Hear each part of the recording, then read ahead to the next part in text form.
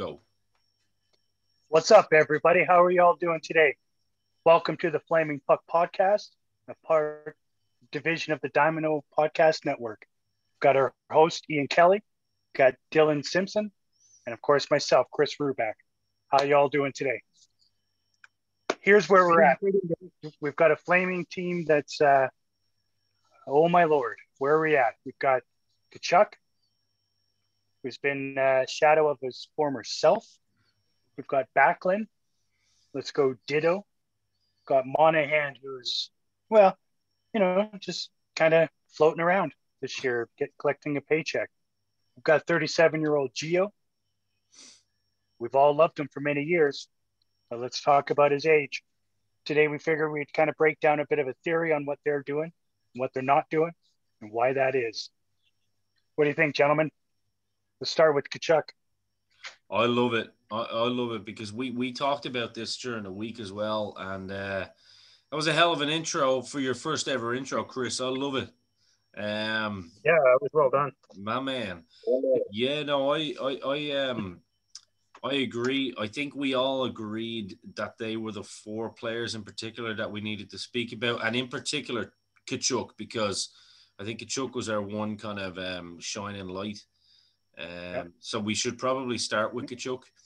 I think he was our one shining light that we expected to take what he had before he got injured in the playoffs into this season. And he had done it from the start of the season. And to be honest with you, when you hear Cam guys, we'll give a shout out to Brad Baroud, obviously. When you hear guys like Brad Baroud saying whoever had that conversation with Tkachuk and change Tkachuk, they need to be traded and get the fuck out of the locker room ASAP. Yeah, I know everybody 100%.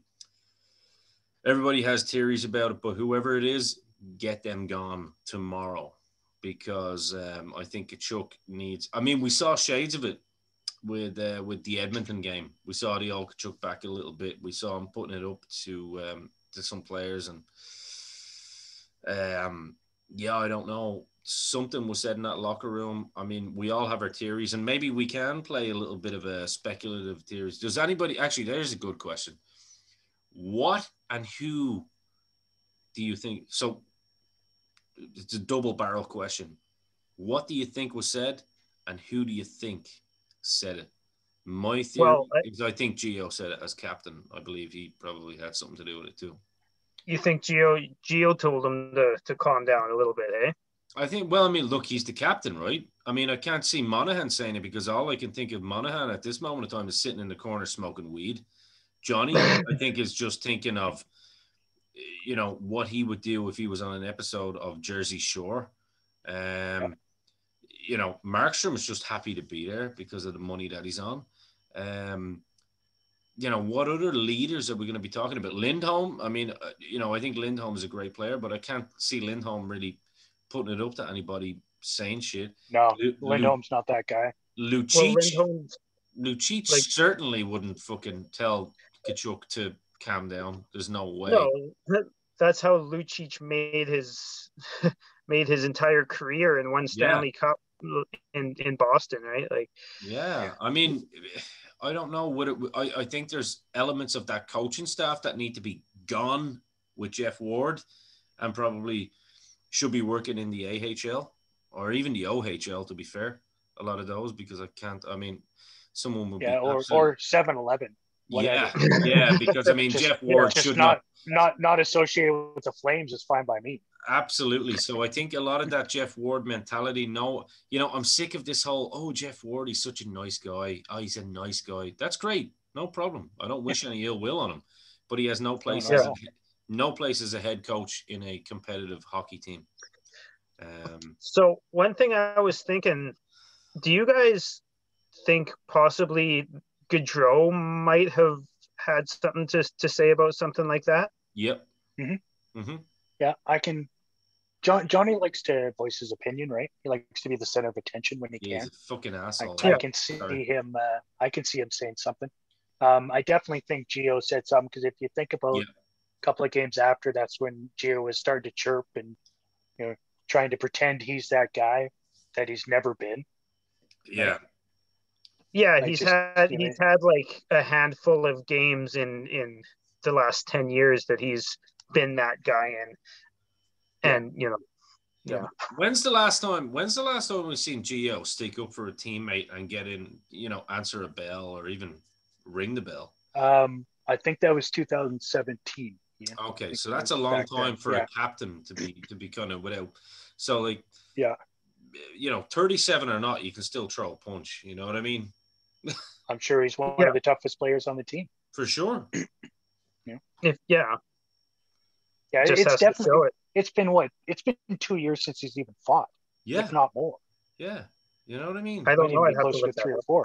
Like Valimaki had to try and even get involved in a fight. Yeah, you know what I mean. It's that's a sad state of affairs when Uso's coming to your back, right? Like yeah, and getting pulverized.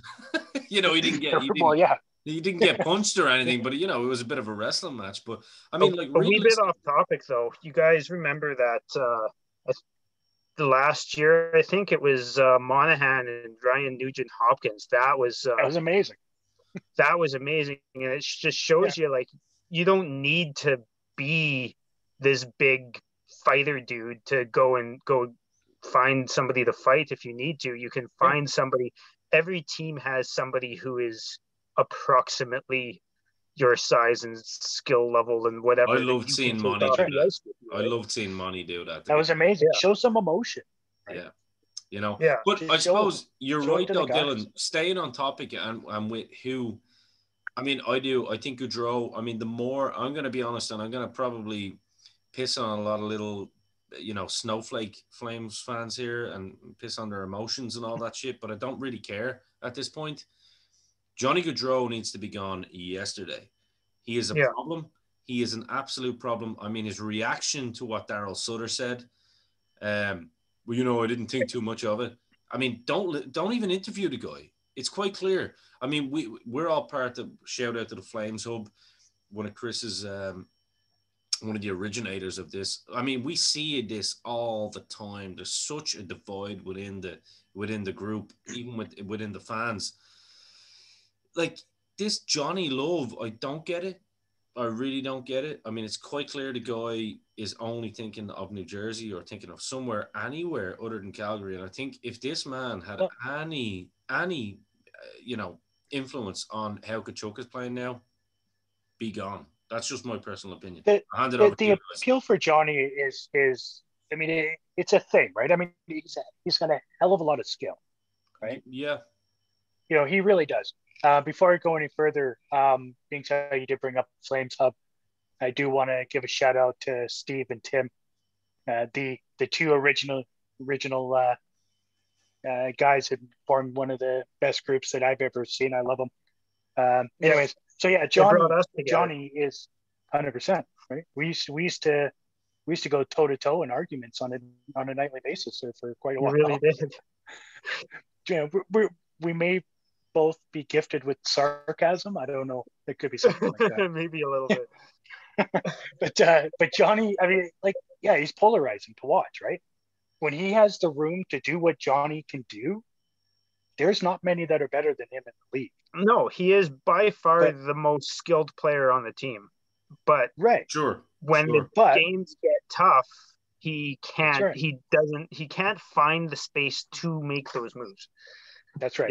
If the space isn't given to him, he can't go out and get it. And that's the problem. And you look at guys like Panarin or Kane or whatever, they can, they're slightly undersized, not to the point of Johnny, but highly skilled guys that go out and make their own room, find their own room. Just want to say Theo Fleury.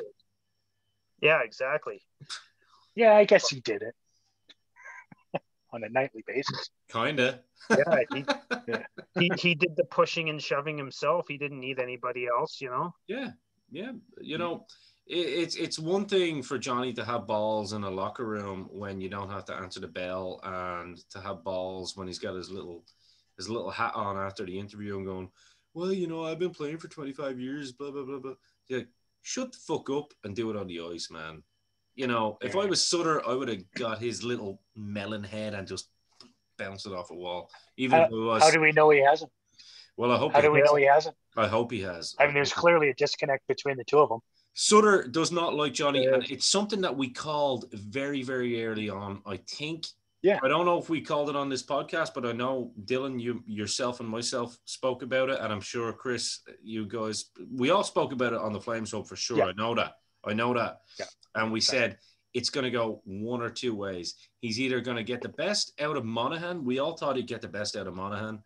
You know, there doesn't seem to be a disconnect between Monty and the coach, but definitely Johnny is a big problem. And I think Johnny has Monty's ear also. So, because they're such good friends, right? Because they've been playing together exactly on the same line for so long, and that's to be expected, really. Of course, it's human. It's human. Yeah. Are they still roommates? I don't know, but I would think not, being like maybe on the road, but being 26, 27 years old, they're probably past the point of needing roommates in their houses. Well, Johnny still lives in his little apartment. Johnny still lives in his little apartment, and I said that previously, didn't I? I don't trust when I see players not committing to at least buying a property, because at worst, if you buy a property in Calgary, it's an investment, especially when you've got that much money. But when you commit to just living in that same apartment for a 7-year contract, that you hope that you're going at some point. Well, and he goes back to New Jersey. I mean, which is fair. He goes back to New Jersey. I think he's from Salem, but anyways, he goes back to New Jersey every off season and trains with Kevin Hayes and guys like that. But what about Tkachuk though? Let's get back to the Tkachuk situation, because it really is that Muzzin situation. And it's like somebody said, stop being a baby, stop being overreactionary. I mean, that's what you want. You want to see that as a fan. You want him to be reactionary. And that's the problem. When guys told him in the locker room not to be reactionary, that takes away so much of his game. And I have another theory about his game, even before the Muzzin incident, which I think people are way overblowing. But okay. I think right from the beginning of the year, I watched him really carefully at the beginning of the year, because he wasn't, so productive as he usually was, and he was shying away a little bit from what he usually does, which is agitating and getting under people's skin. And I was watching him when he took shots, and specifically when he was taking shots, and it seemed like his shoulder, maybe upper arm, maybe pec, something like that, but it seemed like he didn't have all of his strength, and I think he may be playing through an injury all year. And I really do. The same theory is said about Money as well, though, isn't it? Well, yeah, but Monahan has had several wrist surgeries over the last few years, and if you can actually straight up tie that to him fanning on every other shot that he takes. I don't think there's a question, what I mean? Like, that shot the other night when he was set up by Johnny in front of the net and sailed it 3.5 feet over. I still have that clip saved on my phone, because I've had a couple of people ask me how the season's going. So I just send them that video. Yeah. It just straight up answers the question, right? Like, holy shit, like unbelievable. Yeah. That was it's like when people ask how Buffalo season's going, and somebody sends them a video of Jeff Skinner going on a breakaway with no stick. There was another one tonight, actually. I saw a picture of the Sabres. I think they had 8 guys on the ice. Yeah, 8 or 9, right? You saw that too? Yeah. Yeah, that's why they started winning games again. Yeah, because they got their whole team on the ice at the same time. Maybe the Flames need to start doing that, right? Like, let's start making our own muck here. So let's certainly not getting it from the players. Just throw Ritter in there as a second goalie. Can't get past 2. Yeah, just have 2 guys on their knees. Actually, have Ritter on his knees and Markstrom standing behind him. It'd be great. Yeah, but then who's Chucky gonna hug at the end of the night? I don't know. His brother. It'd be a threesome, I guess. Yeah. But like, what do we think? I mean, it's. I think the solution for Chucky is pretty easy. To be honest with you, he's young. You know, he's 23. I think is he still 22, 23? That sounds about right. So Yeah. I think that's an easy fix. I mean, I think that's a match made in heaven, Chucky and Sutter. I just think it's a matter of getting the right lines. I mean, I think the forward line's got to be Chucky and Lindholm, and I don't know. Hopefully, the guy that we call a GM has some sort of wherewithal to get like a Manta or something like that you could put up there in that top line. Yeah. Well, they have been playing Lindy and Chucky with Gaudreau here in practice the last few days. Yeah, I'm interested to see that. Yeah, Sutter made a good comment about that. He said, well, they've been playing on the power play since Christ was a child. So, oh my God, I seen that. Dude, I just wanted to say that I saw that earlier just before we came on. I was like, I saw they were like, so what do you think about the relationship with Gaudreau and Monahan? He was like, well, it'd be nice to get a little bit of offense from the two. Yeah. Just left it. Be nice to get some offense from the two. I was like, that is just genius. But no, I think Chuck is an easy fix, guys. I think we're all in agreement on that one. I think Chuck is an easy fix. They just need to let him get back to where he is, right? What he Be does, that agitator, mix it up, Get him angry. They need a core of players who just wants to let him be him, because you win with guys like that. Yes. You look back at Sutter's last teams, they had guys like that. Dustin Brown played maybe not quite like that, maybe a little bit less agitating, but the same style. Dude, it wasn't a million miles away though, was it? It wasn't a million miles away. Well, that's right. But you also need to pair him up with guys that allow him to do it, and will actually go into that fire with him. Guys like Backlund, who's also struggling this year. Been dropped down to the third line. Let's get on to Backlund then, because I think that's a good show. And then they both stopped producing. Yeah. Did we just figure it out? Do you think it's time that maybe Monty goes down to the third line and get Backlund to that second line? Because Monty is definitely. I've been saying it since the third game. Yeah, I think Backlund is our second line center. Yeah, you told he's the most productive. He's our second best 200-foot player at the center ice position under Lindholm. Yeah, and like having Lindholm and Backlund as our 1 and 2 centers, to me, it's a no-brainer. Yeah, I agree. Sorry, Monahan. I know you've been playing up on the top line. He's second or third line on any other team. Let's get him down. I'm sorry. Get your numbers down. Bump up Backlund. Let's get this. Let's start defending our games again, right? Do you think they're blowing it up right now? Who did they throw in to shut down McDavid on a nightly basis? Is Backlund. And you know what? Up until this year, he was damn good at it. Yeah. Yeah. And like, sure, McDavid still goes and scores a couple here and there when Backlund's playing, but the other night, of course he does. When Backlund wasn't playing, he fucking ripped us apart. Yeah, he takes over the game. That's a good, because look, we're all, even though we know that Connor McDavid is not as good looking as yours truly or someone like that, you know what I mean? Yeah. But I guarantee you, he's a hell of a better hockey player. Yeah, exactly. He's the best on the planet. We know this. I mean, he's the second best hockey player with the puck next to Johnny. I mean, Johnny proved that back-to-back years in the All-Star game, right? Well, yeah, but when you have all the space you want and nobody's trying to get the puck from you, and you have all this time to flip it through a little hole, I guess. Yeah. Yeah, I mean, look, we all. Andy's ugly as shit, so he's got nothing on you, Ian.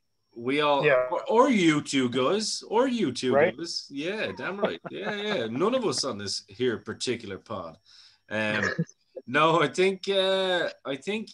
Like, honestly, I do believe that you're spot on right there. That's a little Irish and English saying. Spot on is the only adage that I would have for that, because I think Backlund, without a shadow of a doubt, I think his numbers go up if he's played in that second line as well. I think he's second line in games that he's engaged in, right? Yeah, and he's Backlund a good plays finisher. really good when he's angry. He's a good finisher as well. You know, he can put the puck in the net, and I think. And he plays really good with Kachuk. Yes, he does. Yes, he really does. He really does, and I think Kachuk has all the makings of a first line player, of a first line winger. But if you can have a second line with Kachuk and Backlund, who can defend like they can, who can agitate like they can, and who can score like they can, who can start in the defensive zone, get it out, and against the best players in the world, and score. You don't need Frolik. Put him with fucking Mangiapane. He can do the same thing. Yeah, absolutely. Yeah, I agree. Yeah, Kachuk can play on the top line, but up until now, he's been best suited on the second. Well, don't forget, guys, a lot of things are going to change. One of the most effective players. A lot of things are going to change. Next year is going to be different, right? So I think as Flames fan, we need to stop thinking, because if Brad truly values his role. I mean, I watched a couple of interviews of Brad. I don't know about you guys. I'm sure you have in recent days, and he looks edgy. He kind of keeps saying, well, I'm not going to talk about trades. You know, don't even ask me about trades. I'm not going to talk about that. You know, this is all about hockey. And, you know, there's a lot of great things that have come out of what I've done. And he's kind of almost justifying his job to the fans. And I think if the fans were there in the stadium, you guys would know a lot more than me in that one. If the fans were in the arena, I think Brad would know exactly how the fans feel. I'm sure he knows. I think that guy should be gone yesterday. I don't even trust him to have the draft personally. I really don't. That's just my own personal opinion. I think he's done okay at the draft when he keeps the picks. Yeah, no, I get you, but for me, I'm just fucking over this guy now. He's actually done his best work at the draft. Like, if you look at but do you trust him to trade though? Do you trust him to trade? Like, do you trust him to build that team next season? No, because his actual trades. How many trades has he truly done? Yes, that's my question. So so we give him the draft, yeah. Then what do? We expect him to build a team for next season. I don't. No, I'm not saying that I want him. I don't want him to be around anymore. But all I'm saying is that his best work has been done on the draft floor or the day before, the day after. I agree. Of the draft. I agree. But I agree. His time should be done. But like his Connor Zary work last year, the whole uptrading, that's his skill. You know, I'll make some calls and I'll do this and blah blah blah. Yeah, that's cool. He done all that, and that's great. You know, but for me, in terms of who he's gonna bring in, like, this is the real test now. Who is he gonna bring in? Who is he willing to trade? Yeah, that's what I'm most interested in. In this offseason. I mean, he's had his opportunity to trade picks to try and bring in players to get us to the next level, which obviously he failed at. Hasn't worked, right? I mean, he gave away so many top end picks that our future is just like, you know, we're all sitting there cringing. Sure. As that, you know, he knows needs to go out the door. Right. Obviously, he knows it. He's not dumb. He knows what's going on. No, exactly. So I want to see what kind of value he can get back. You know, whether it be for, you know, middle six guys, you know, middle pair D, but more importantly, some decent picks coming back, and so we can start rebuilding this team into something that can be competitive. You know, we've got a new arena that's supposed to be opening up in 2024.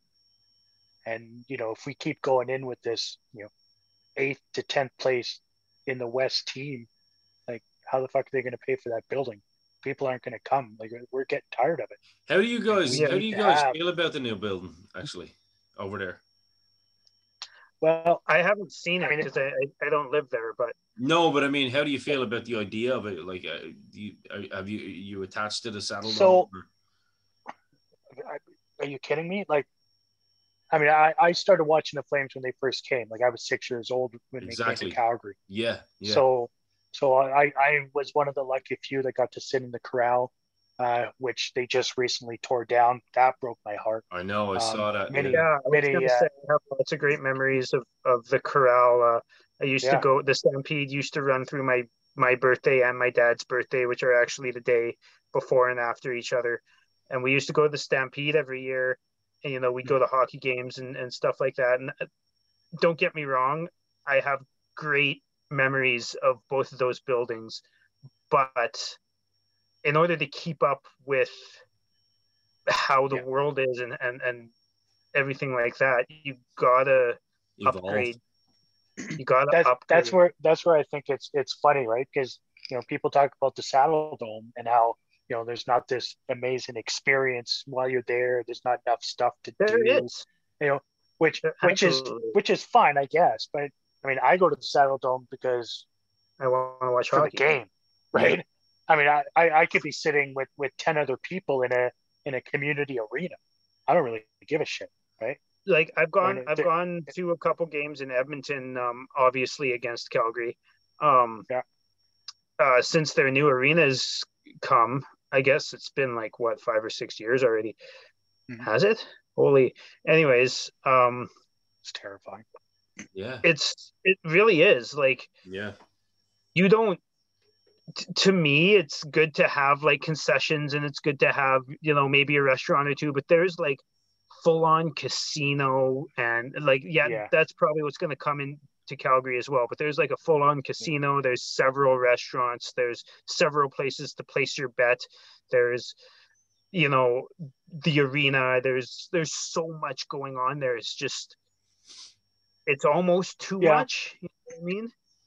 Especially when you're going for the game. Do you need NFL? Like, do you need NFL Super Bowl every week or every time you go to watch a game? Like over here, we have football, as you know, soccer, for all the Canadian and American listeners. Like we call them the prawn sandwich eaters. The guys that just go to eat the prawn sandwiches up in the boxes and they don't actually give a shit about the sport. You know what I mean? They just want to be part of the spectacle. And I'm kind of with you, Chris, what you said. We go to watch the game. So it's like for me, coming from a pro wrestling background and, speaking on this particular podcast about Calgary, it's a perfect, opportunity to say back in the day, Stampede Wrestling, it was in like an absolute shit. Unreal. That was my Friday night, baby. That was great. But all you care about is what you're seeing, and for us in this instance, it's hockey. But I know we're getting. Hey, I went there for Ed Whalen. I went there for Ed Whalen on Friday nights. What are you talking about? There you go, exactly. And I know we're getting off topic, but I guess what we're saying is like it's like this current organization is trying to change the culture a little bit, and I think when you try and change the culture of the team and you force it upon the fans, that's where there becomes a bit of a divide, and I think that's what we have right now. You know what I mean? Well, I mean that's what every team. I think as far as the culture goes, I mean they're not. I don't necessarily think they're trying to change the culture of the team as much as they're trying to keep up with the culture of the world. Sure. Okay, that makes sense. That also makes sense. That also like the world is changing in that aspect, and they need with the building. Yeah, with the building and the experience, it's not. Not everybody's there for the game, right? You have to appeal to, 20,000 people every time. Every time somebody goes there, they have to have a good time, right? Yeah, and so all of that, what I just said, like having a casino and all these restaurants and all that, it's too much for me. But it's what it's what people want, right? It's what younger people want to do, and you've got to keep up with what people want to do. That's right. I'll give you an example. If my missus was over in Calgary now tomorrow, her eyes might not be on the game. She might be looking at the aesthetics. You know what I mean? Oh, what can I do in the meantime? Oh, hey, can we go and play that game over there? That's right. When I go to the Dome, so I meet up with the boys at Dutton's. We have a beer or two before walking in. We grab another beer. We get to our seat. We watch the game. We cheer the game. We go out. Go stand in the 30-minute freaking lineup to go to the bathroom. We go back in, watch the second period, have another couple of beers, do our thing, and then when we're done, we leave the building and we go somewhere, sit on a patio. Well, I guess that's more when I'm in the States watching a game, not so much in Calgary in December. Yeah. But you go somewhere, you have a good time. There's a couple of pubs that are within walking distance of the Dome. You go there, you're stimulating that economy for Calgary. You're out in the pubs, the bars, whatever. It's not all centralized in the one building. Yeah. But I do understand that people want to take their Uber to the building, have a 4-hour time while they're there and Uber home. I do understand. I get that. Yeah. That's not who I am. Yeah, no, yeah, I get it. Yeah. But that's kind of how people are trending nowadays to use that term, I guess. People want to, like you said, have that 4-hour experience and go as hard as they possibly can. And don't get me wrong, I don't mind going hard from time to time, but one thing about going to watch the game is I want to be able to watch the game and see the game and actually pay attention to the game. Yeah. You get something, I mean, I guess you'd probably understand from watching football or whatever, but from actually seeing a game in real life, depending on where you're sitting, you can sit either right next to the boards. I've sat there and I've seen big hits. I saw TJ Brody smash Steven Stamkos into the board right beside me and obviously stand up, go crazy. But or honestly, one of my favorite places to sit is right around where the camera that watches the game the whole game. You can actually see all the plays within everything. Yeah. You don't just see what the camera could see because the camera's in on it. You see a bird's eye view of the entire rink. And you can see how the team is actually playing. Yeah. You see how plays develop a lot better. You see how guys come off the bench. You see things that happen behind the play. And well, guys, let's get back on topic a bit because I enjoyed that segue though. And you know what? Yeah, absolutely. Here's to you guys. No, I enjoyed that segue. Cheers. I think the only reason I say that is because we've talked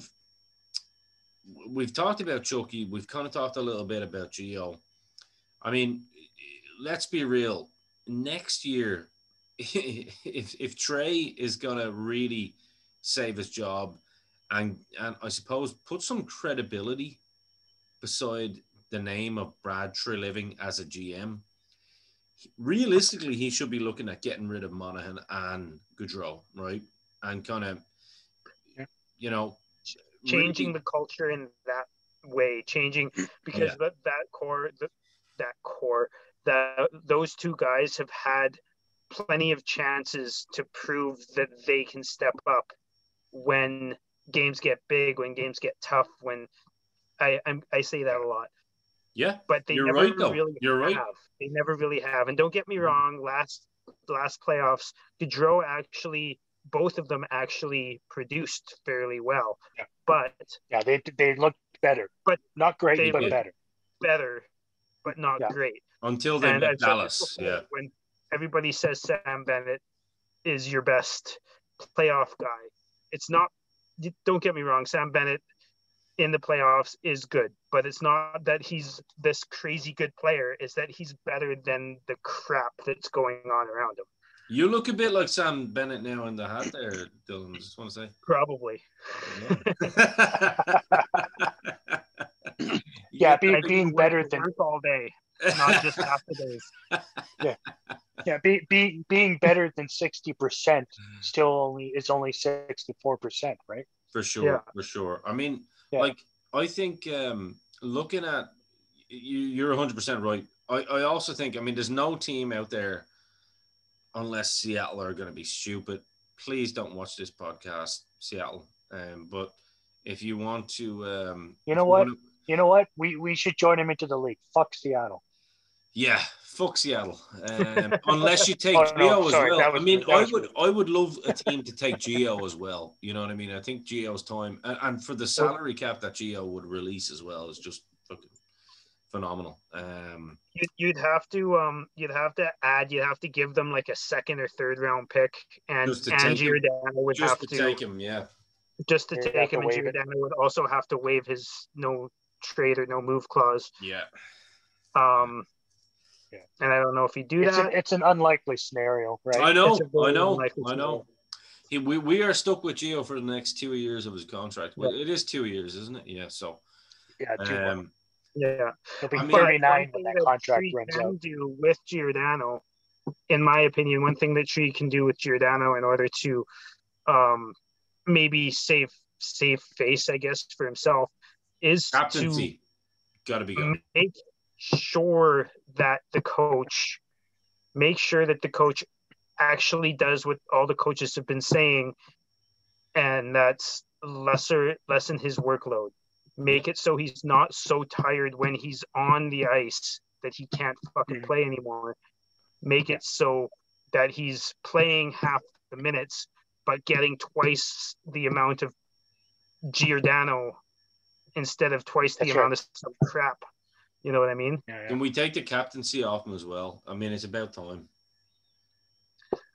But give it to who? Well, I mean, Lucic deserves it more than him right now.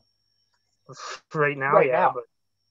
And Lucic is a Sutter player, you know, and who's going to argue that? You know, Lucic. Well, nobody's going to argue it, but Gio's going to have to give it up first, right?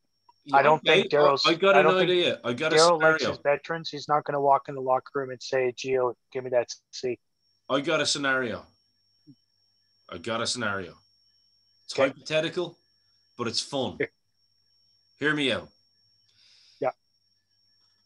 Gio has 2 years of no fighting built up in him, okay? I got it. Behind closed doors, you put Gio and you put Lucic in the center of the ice and you say, right, winner takes all. Boom. Gladiator style. I love it. You like it? And you don't even need to explain to the press what happened. What happened to Gio's face? Oh, he had a bad fall in training. It's all good. Yeah. He was delivering books. He was delivering books for the children's charities that he's involved in. It tripped on the sidewalk. He ran into Lucic's hand. I mean, like, is there a man? There's not a man in that league that could even hold it. So are they doing this to decide who has the cap? Yeah, who takes the captaincy, or we're just doing that just because you want to see Gio get beat up? Oh no, I would never want to see Gio get beat up. No, for the captaincy. Just for the captaincy. Won that fight. How would you? I was just going to say. You know how much Lucic likes to punch guys he likes. How would I feel? That's right. Have you ever seen Gio if Gio won? If Gio won that, I'd be like, yeah, that's the Gio that I've been missing. I hope that Gio takes that fire. Listen, if Gio beat up fucking Lucic, let's be real, that motherfucker would walk around like he was 26 rather than 37. Yeah. Am I right? Walking around without his towel in the locker room at all times. Yeah. So I don't want to see, don't get me wrong. I know people are thinking, this guy just wants to see Gio get hurt. That's not the case. No, of course I love Gio, just like anybody else does. That's what I was going to say. Have you ever actually watched him fight? He can fight.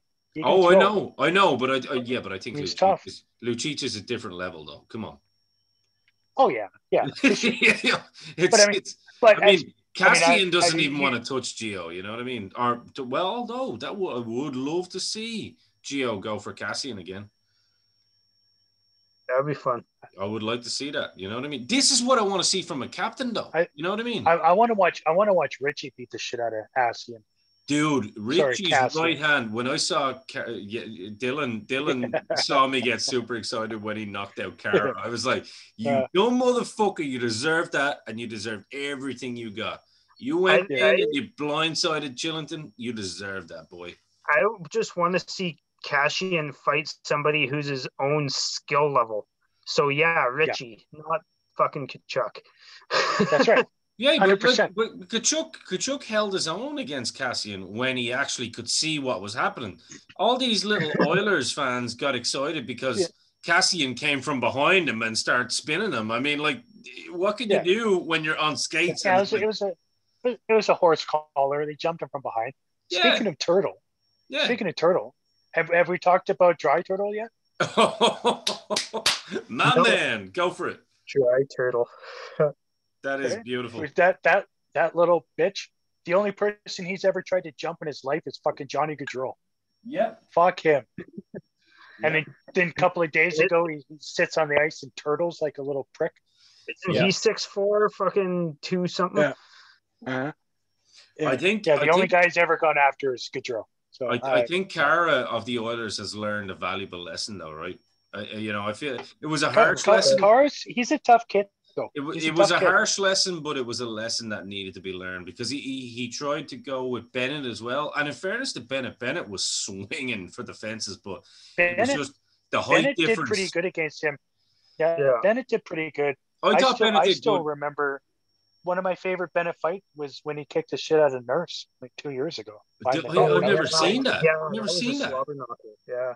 Yeah, it really was unreal. I'm gonna check. Nurse hasn't gone after him since. I wonder why. But I mean, in all honesty, the Gar fight there. I mean, that was a great 3-4 days of memes, right? Brett Ritchie just absolutely destroyed. I mean, I showed family members this, and I was like, "Oh, so you think hockey's all about padding? Watch this." And they were like, padding? Jeez. Whoa. Yeah, because over here there's a stigma with American sports that, rugby players are tough because they don't wear padding and they just go out and they're all beefed up guys. I'm like, you do realize football players in America and Canada wear padding because they fucking run faster, and it's not just below the waist hits. I showed my uncle a game. It was one of the Battle of Alberta games, one of the old school games.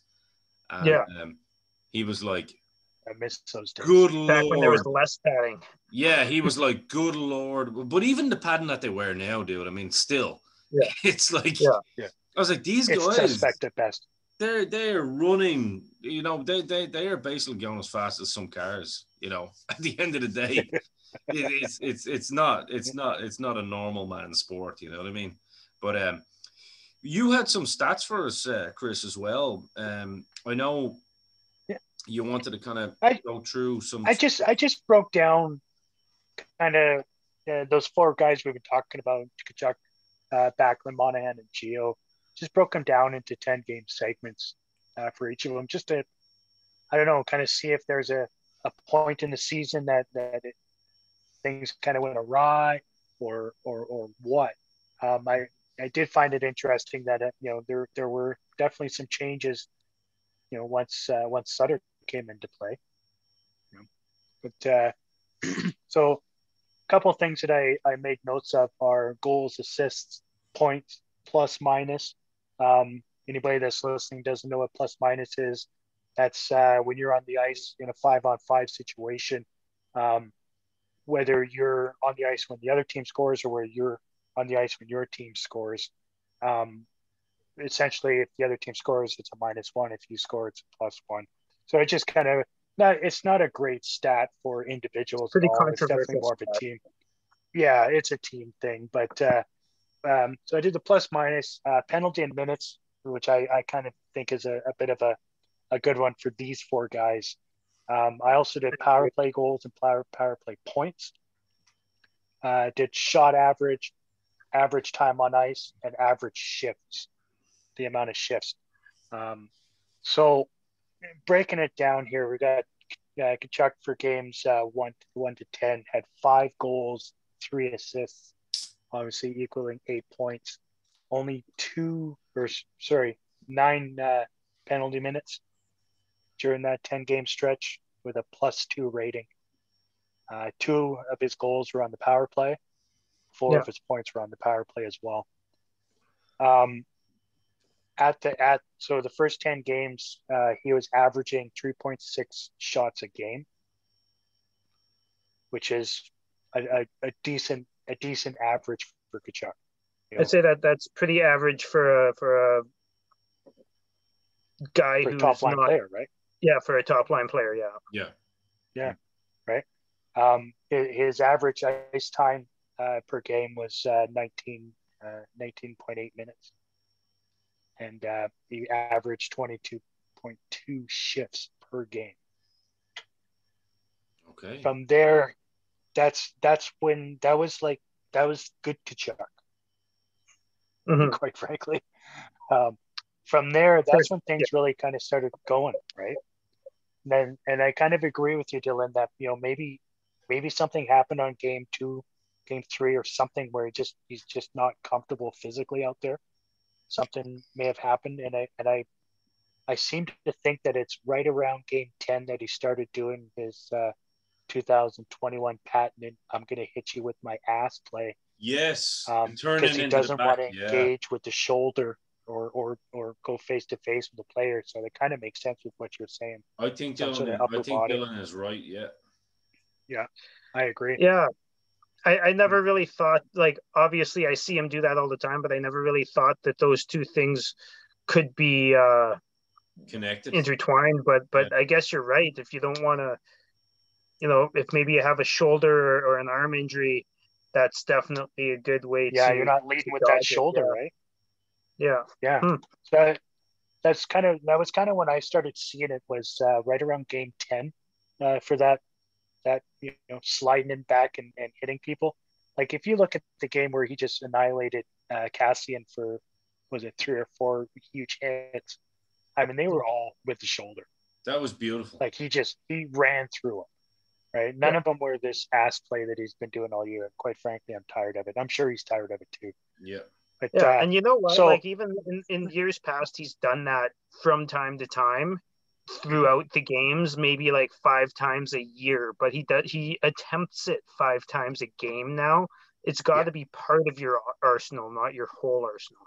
Do you think that used to be Dylan, possibly when he used to do it maybe 5 times a year? Do you think that might have been just more to kind of piss you off, whereas now, as you say, if it's part of your arsenal, it's more of a thing where it's like, shit, I'm hurt, so it's kind of it's my go-to?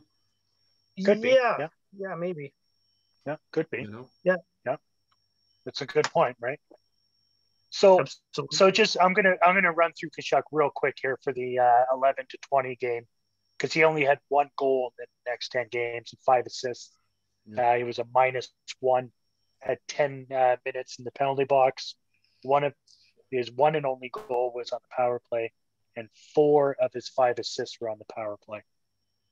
So he had 1 point in 10 games, 5-on-5, and that was an assist. Whoa. His shots started going down right then and there, 3.4 average per night. His time on ice started going down at 19.5, which is weird because his shifts actually went up to 24.3. Oh. So he was playing more shifts, but less time per. In his the next stretch we had from games 21-30, 1 goal, 9 assists, obviously 10 points. It was a +5 during that time. That was that was during a time when we're winning some games, obviously, as well as that was also when Markstrom was away and Riddick was playing really well against Toronto, and games like that, right? So that's part of that stretch. During that time, he had 0 power play goals.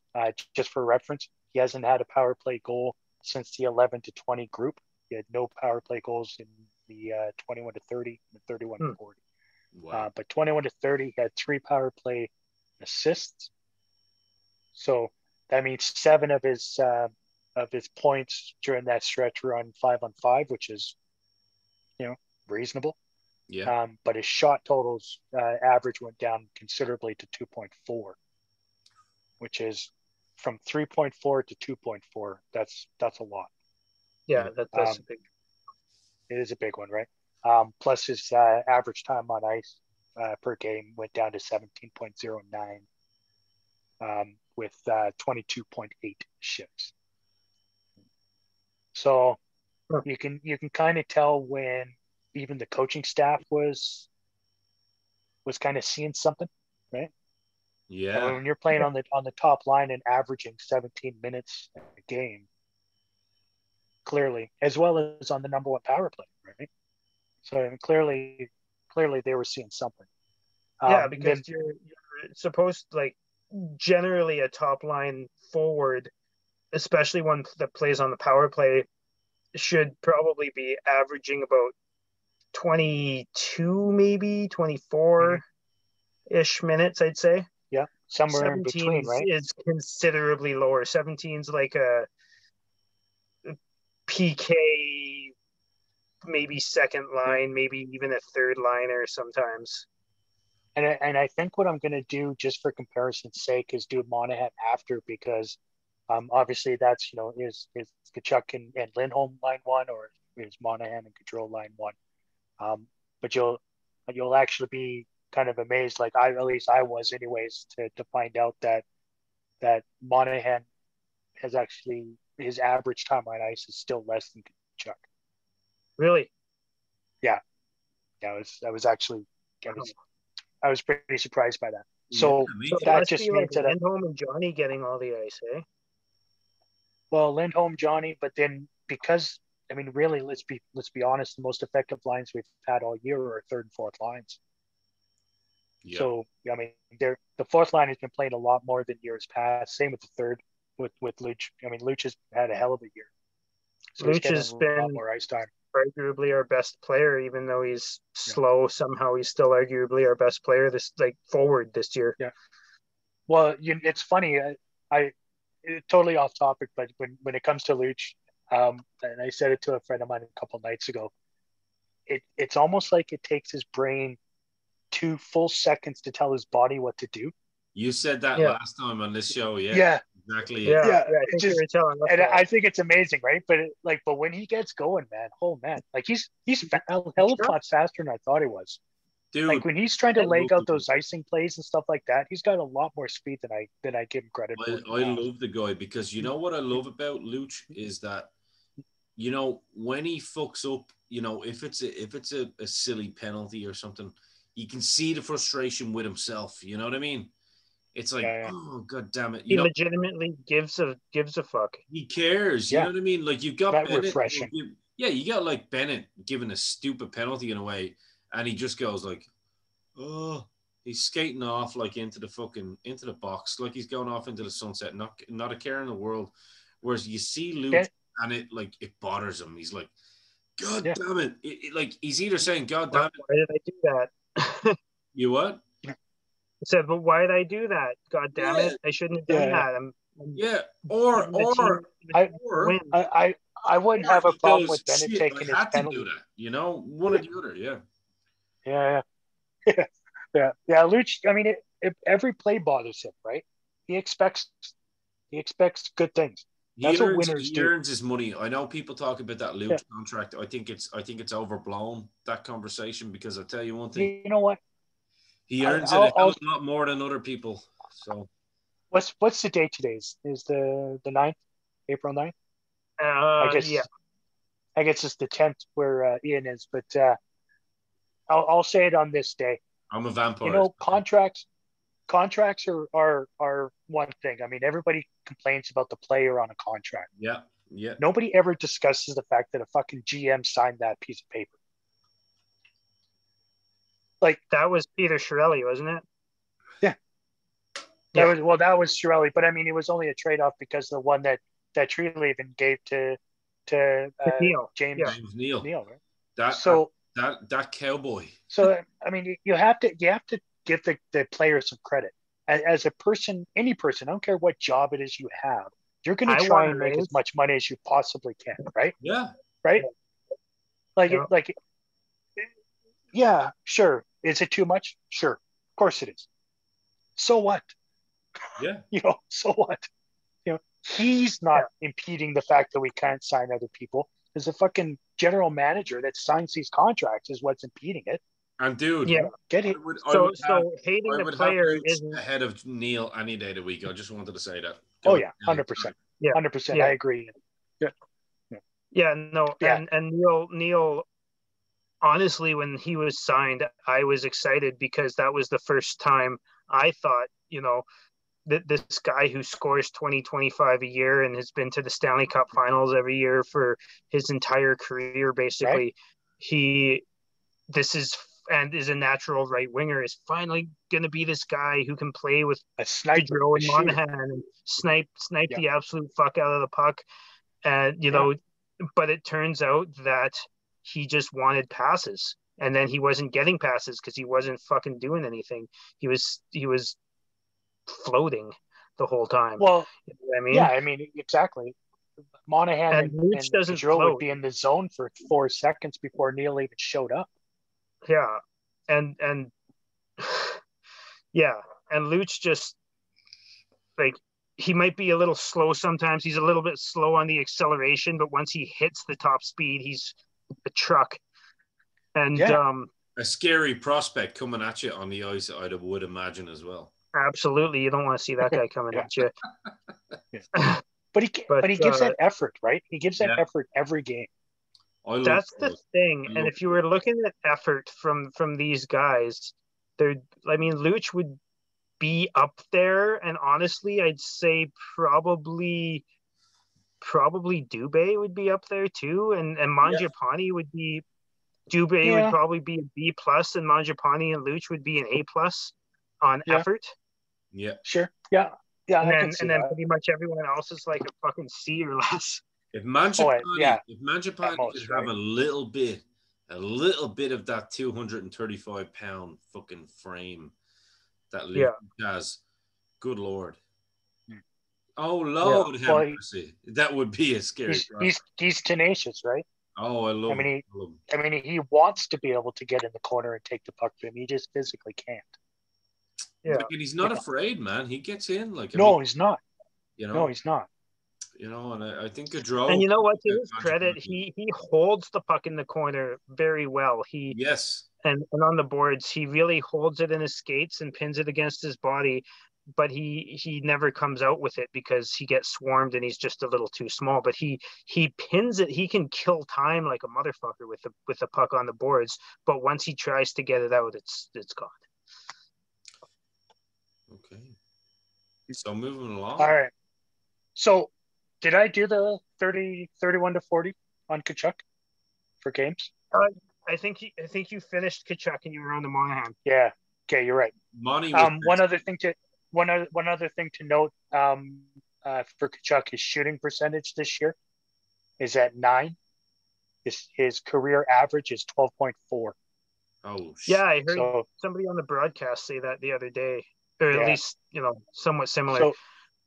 So if for people that don't know what shooting percentage is, I believe it's calculated by goals divided by shots. Yeah. Okay. And that's shots that actually hit the net, that hit the goalie or go in the net, not shots. That's right. Not shot attempts. Hit the pipe. It would be not shot attempts, but actual shots. Yeah. In football terms, for anyone that's listening, in soccer terms, it would be not shots that you've taken that went up into the stands or anything. It would be like shots that were on target that turned into goals, basically. You know what I mean? That's essentially what it is. So. That's way low. That's way low. Like, it's way low. It really is, right? Yeah. And the scary thing is, he's the highest of the 4 that we're talking about today. Yeah, I know. And his low total this year is what Backlund's career average is. Oh wow. Yeah, his Backlund's average is 9.1. Right. This year he's at 7.7. Oh, Jesus. So, I mean, the reading doesn't get great for Flames fans right now. No. Yeah. I mean, the numbers, right? It's the analytics and the numbers really paint. I mean, as bad as the season's gone, it's even worse when you look at the numbers, right? Which is terrifying. Yeah. And like this is coming from 3 guys right here that it's becoming a chore to watch games. Like, we've all watched games, Chris and I have watched these games our whole lives and been excited and happy, and even when we're losing we're trying and stuff, but it's become a chore the last couple weeks, the last couple of weeks have been painful for sure. You know, when you know what? I sat in the stands in the 90s and watched the young guns and watched that shit show.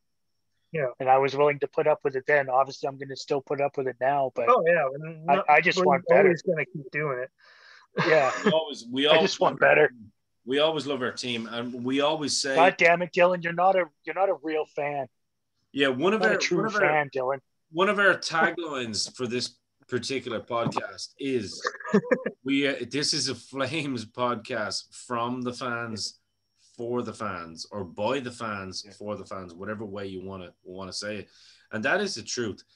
There's a little thing that I've noticed in Canadian and American sports is that so many fans are willing to just, give up on the team and go to the shiny new toy. You know what I mean? Right. Like, if you do that over here in Ireland or the UK or in Europe, you'll get shot in the fucking head. You know what I mean? You don't. If you grow up as a fucking fan, you live by the team and you die by the team, and that's it. So the Man U crowd doesn't go and hang out with Chelsea afterwards and start cheering for them after 4 years? Well, I'm a Chelsea man. So, trust me, there's no Man U hanging out after that. No, the funny thing is, Man United fans and Chelsea, we all have banter. We're all very, of course. Like you guys, you and Dylan would fit right in over here because you guys are very, very sarcastic. So that's perfect. That's all you need. No, I'm not. I'm just realistic. Yeah. But I mean, I think realistically, you are. And realistically, speaking of the Flames, like sometimes for me on my Friday night, now tonight, if we weren't doing this show and we were doing it tomorrow, I would have been staying up till 3 a.m. just to watch, the first puck drop. You know what I mean? That's a testament to the kind of fan you are. And like, I've gotten a message from you at what would be like 4:30 a.m. your time before, and been like, "Oh, I fell asleep in the intermission and missed a minute and a half of the third, and now I'm all pissed." Yeah. Yeah. You only missed 1 minute, dude. It's okay. Yeah, we only do that when it's Olympic hockey over in China, right? We wake up at 2-3 in the morning to watch the game. But that shows how much we love the team, and like, even though we know now that it probably is going to be a case that the Flames are just going to, blow the rest of the, games. You know what? Just coming to terms with it is the best thing, right? Come to terms with it. Look at what the future could possibly be. Discuss what kind of trades might be out there, without bashing the guys that are, not producing, not doing well. Like, who cares, right? Yeah. Like, really. It's like we're all going to disagree on things. We're all going to disagree. That's right. For me, I think we should trade Monahan. Do I dislike Monahan? No. Listen, he's done some good things for us. So, I love money. But it's time to move on. I like money as a guy. Yeah. I just want to improve the team. I really want Monty to succeed at the Flames, and I have done for a long time. Me and Dylan have talked about this for about a year now. But I've come to terms with the fact that Monty isn't the guy, and I've come to the terms with the fact that Lindholm is the guy. And I understand that we're not going to get an Eichel, in the offseason that's going to, But we can. All we have to do is just ship him Bennett, Ryan, and a second, and Eichel is ours. Oh, yeah. Don't worry about the cap. Oh, yeah, don't worry about that. Cap doesn't mean anything. He's only on a $10 million contract. It's so we have to send, don't worry about the cap, but we're sending him in the off season. We're sending him somebody whose contract just expired and somebody who is a possibly non-tendered restricted free agent at the time. I'll tell you, Dylan, I'll throw in a caveat for you. Dylan, we're going to make it happen. You know what we'll do?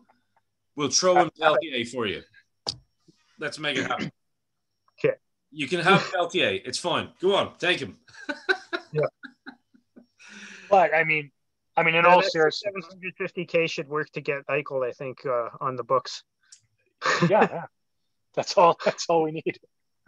By the way, everyone watching, that was all sarcasm. That whole That thing whole about exchange was pure sarcasm. You've got 3 sarcastic motherfuckers right now. Hey, I was just bringing you one of the posts from the Flames Hub. That's it, right? Oh yeah, It made me They laugh come up with yesterday. some funny stuff sometimes. Oh man, that was when I read that. I almost spit out my coffee this morning. I was sitting on the toilet when I read that, and I didn't even need to take a shit, but after reading it, I did. So that's all I'll say. I think the Flames Hub, the natural laxative.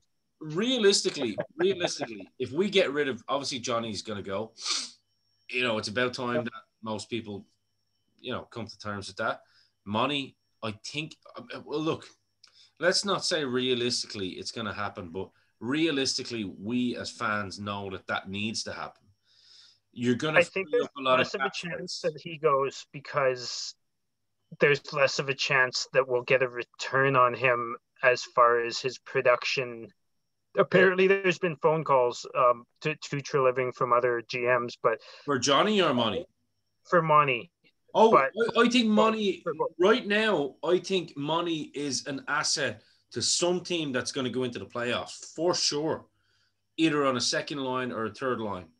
I believe that. I think the return is going to be enough for that Tree's going to pull the trigger though, because his production's been so bad, and because he just had those wrist surgeries the last 2 years straight, and I think Florida or Colorado would take him on their third or second line, no problem, especially going into the playoffs. You know what? He would be Florida, sure. Colorado does not. They play a different game. Monahan wouldn't fit in that style at all. You don't think on their third line he would fit in? No. Monahan's not tough enough. What about Florida though? Yeah, I could see him in the East. Yeah, I can see him in the East. I see Gaudreau in Florida. I really see Gaudreau in Florida because I see Gaudreau. I could see either one of them playing for Florida or Carolina. Yeah. Gaudreau wouldn't be that number one guy he's been made to be here. He'd have Huberdeau up there and Barkov up there, and then he'd be freer to play on the second line. And I think that would be good. But I actually heard a really good trade, not rumor, but something somebody said, because Florida's first round pick is probably going to be pretty low, and they have a pretty good prospect in Anton Lundell. I heard somebody say that we should try, and obviously this is just some random fan. This isn't gonna happen, but I think it works for both teams to get that late first round pick and Anton Lundell for Gaudreau. Is Lundell a center though? Can you imagine turning a fourth round pick into that? See, the problem is if you get Lundell as a center, what happens to our own prospects? People are talking about next year that Rosicka is ready to kind of come up. Well, that's what a lot of people are saying. I'm not saying Lundell's still a couple years away, and how many more years does Backlund have? Lundell's supposed to be the same style of player as Backlund as well. I like that. I like that. Yeah, so that's good. Do either of you remember what Backlund has left on his contract? Is it 2 more years? 3. Is it 3? 3, and I think he has a full trade or move, right? But it's full. Yeah. I think which is fine, Greg. He's going to ride out his time with Sutter because Sutter drafted him, and they can go off into the sunset together. Yeah, I really do. I do too. I do too. And I think in a different role than what he's been this year, I think Backlund can become useful again. Not that he's useless this year, but he thrives off of being relied on, and he hasn't been relied on this year. Exactly. He's a big 100%. Game player, to be honest with you. He does like, he likes. Yeah, he likes to be relied on. He likes to know that he has a role, right? Yeah. Michael, go get him. Okay. What about guys like, when we're looking at the Valamakis of this world, who quite clearly Sutter does not fancy. You know what I mean? I know Sutter doesn't like young players. Yeah, but I think he does like Dubé. I think Dubé in particular, that was a test to Dubé. I don't think he fancies Valimaki because I don't think Valimaki has that kind of toughness that Sutter likes. I just don't. Well, toughness and Valimaki plays a lazy game too. Yeah. He relies on his skill and doesn't put a lot of effort into it. Whereas you look at Tanev, he has skill, but he puts effort into it. You know what I mean? Oh, yeah. I know he's absolutely. I know it's an unfair comparison. I understand that, because obviously Tanev is seasoned. If you're going to compare somebody to Valimaki, at least, I mean, not that they're the same style of player, but the guy who's playing instead of him in Stone would be a good one, I think. And Stone is much older and a veteran, and he knows. Yeah. He knows, but he also does something nobody else on the team does, and he shoots the fucking puck all the time. Like a bullet, man. Like a bullet. Fucking shoots the puck. Yeah, we need more of that. Yeah. I mean, why isn't Stone on the number 2 power play? You think Hannafin could be a bargaining chip this season as well to get something, because he's got. It could be, yeah. I don't want to start my thoughts on Hannafin right now. Maybe we'll save that for another day. No, okay. Well, okay. Well, we won't get in depth in terms of how we speak about Hannafin. But do you think in terms of bargaining chips, Valimaki, Hannafin, like there's some good players to have if you're going to be a ballsy GM to try and really kind of, create some cap space and maybe, I think Valimaki would need to be an addition. Yeah, I think we're stuck a big trade. I think we should probably keep him. But Hannafin is an interesting one, though. Yeah, I heard on other Flames. He's worth a lot. He's worth a lot because he's young and he's got lots of experience, and he is good. He is very good. He is good, but I've heard him. He's got a lot of value in the league, right? That's what I'm thinking. He's played in both the East and the West. Everybody's seen him. Everybody knows who he is. Like, I've heard some Flames podcasts already, not mentioning names, but I've heard some Flames podcasts already saying that they would put Markstrom on the trade block already. And I know you're not. I know you're not the biggest fan, Chris, so that's fine. I understand that. Yeah. But Tanev was one that I thought absolutely no way. Like, Tanev is what we need to build. And to mold our new core. Absolutely. We need to model our new team after Tanev. Yeah, like Hannafin is gone before Tanev is from me every day. Mm-hmm. Yeah. So. Yeah, I mean, regardless of age, what's Tanev? 31. 31, dude. He's a young man. I think it's 31, right? Yeah. Yeah, he's still got a lot of games. He has 3 or 4 years left in him. Yeah, easily. Right? Yeah. Productive years, right? I'd get his brother in on the left wing for one of the third lines as well if we get rid of. His style of game. His style of game isn't conducive to a super long career, though. Yeah, that's true. I would just say though, I would get Brandon in every day of the week because it would be an easy one to get in on the left as well. For one of the lower lines, second or not second, maybe third or fourth. It's always nice to have a set of brothers on the team too. Yeah, and he plays the way Sutter. Yeah. He plays like the Hamilton brothers, right? Yeah. Yeah. I was just gonna say that aren't named Hamilton. God damn it! You know what? Oh no, that was sarcasm. They're two good-looking Native American-looking brothers as well. They're slick. They got the long hair. They like fighting. They got one was, and he's in Carolina. The other one is just fugly and useless. Like, where is he now? Which one? Freddie. Oh no, I'm talking about the Tanev brothers. Sorry, my bad. Oh, I mean, they're both ugly, but they've got great hair. Yeah, they do. They take great mug shots too. Great. Because they're hockey players, right? They're men. Yeah. Anyways, we should tie this up, boys. I think it's getting to be that time.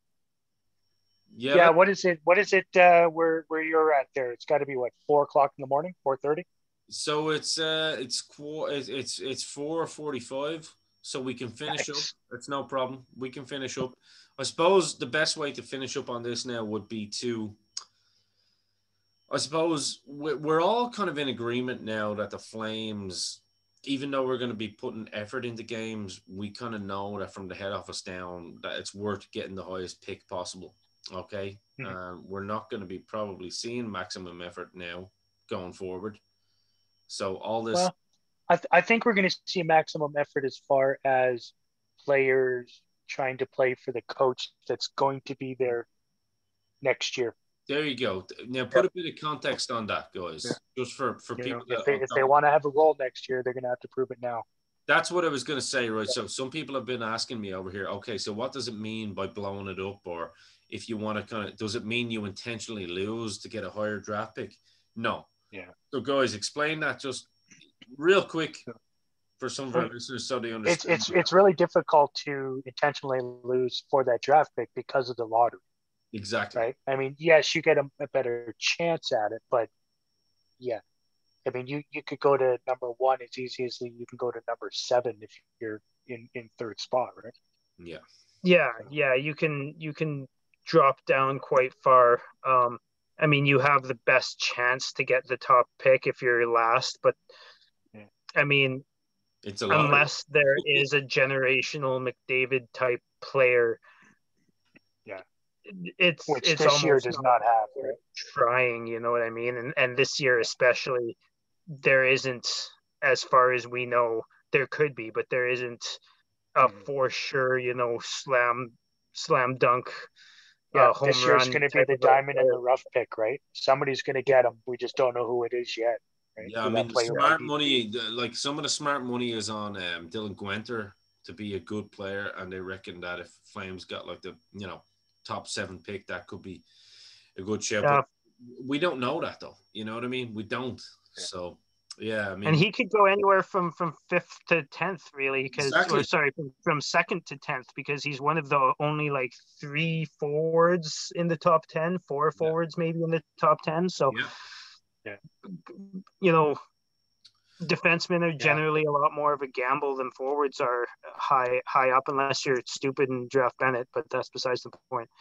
What do you mean? What do you mean? Well, look, I think that is probably... He was the guy. I think that probably is all that we have time for this week. But once again, it's been awesome. Chris, I really enjoyed those stats. It was something really cool. This is our 3rd episode, so I'm glad that fans that are listening to us and are still listening, please bear with us, because we are going to find our rhythm. We'll get there. Yeah, I mean, and we're trying to find our rhythm just like our team is, but I think we're doing a better job. Three games. We are doing a better job. We're doing a much better job. Doing a much better, Hey, Dylan, maximum effort every night is what I'm saying. You gotta learn to hate how to lose. Fuck off, right? Ward. You know what, Jeff Ward? I hope you're doing well out there wherever you are, sir. If you ever want to come on the Flame 7-Eleven, apparently. What? Right? Yeah. Yeah, that was harsh. I apologize. Hey, if he ever wants to come on the show, he can tell us how we're dickheads and how we're wrong. 100%. Yeah, and yeah, as my little caveat there too. Yeah, I don't dislike Jeff Ward. I think he's a really good person, and it's just timing. Just a really shitty coach. I think in general, I mean, there might be the occasional guy, but in general, anyone we're talking shit about is probably, for the most part, just on the ice or at their job, not as a person. I'm sure most of these guys are great people, but we like to talk shit about the guys. Dry turtle. Except for Dry Turtle, fuck him. That's it. Like I cannot praise Cassian. I can't either. Because one thing his mom even has a hard time. I can praise Cassian about one thing, and that's getting sober, because he needed that. And good point. It's granted him a career, so good. You know what? Him for that. On that note, I appreciate that. And guess what? When Cassian's free in 2 years, if he wants to join Luch, if he's still here with us, that would be a hell of a line, wouldn't it? Imagine that. Just have a forward line of bruisers. Just for one game, right? Just for Dylan, one. can you pull the plug? Can you pull the plug on Ian there? No, I'm kidding. That's never going to happen. I never want to see Cassian in Calgary jersey. I'm only kidding. That's like saying. Yeah, no, I feel bad about that one. Hey, Cassian, fuck yourself on the ice. That's right. Yeah. The only 44 I'm buying is Rhett Warner. Oh, yeah, there we go. I'm taking Patrick Marleau, but that's my cross to bear. And guess what? For the Flaming Puck podcast for this week, we really appreciate you all stopping by. Appreciate the support. Please continue to follow us on the Flaming Puck podcast on the Dynamo Podcast Network, which is available on YouTube. Hit the like and subscribe button where you'll be notified for each and every show that we do. And of course, you can follow us on Facebook also, the Flaming Puck. Just type us Flaming Puck Podcast, you'll find us in there. If you are a real Calgary Flames fan, us three will know if you are or you aren't, because we will moderate whether you are or not. Please join the Flames Hub. And yeah, I mean, I'm only new to moderating there, and the amount of people I've had to say nay to is absolutely phenomenal. So if you are just a dumbass Canucks fan and you're thinking of joining, just don't bother. just don't. There's no need. Come on in, but Dylan and I are going to rip you to shreds. Yeah, or you can come in. Yeah, don't come advertise your Canucks podcast. Is all I'm saying. While and then fuck off. That's right. But no, it is all banter, and that's what it's all about. We're all hockey fans. We are Calgary Flames fans, and this is your Calgary Flames podcast from the fans for the fans. And until next week, for me, Ian the Dynamo Kelly, for Dylan Simpson, for Chris Rubak, we are over and out.